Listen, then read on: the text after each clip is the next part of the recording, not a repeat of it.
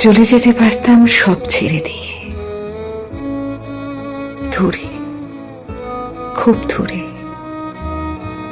কিন্তু কি করে যাই, যার মধ্যে আমি নিজেকে খুঁজে পাই।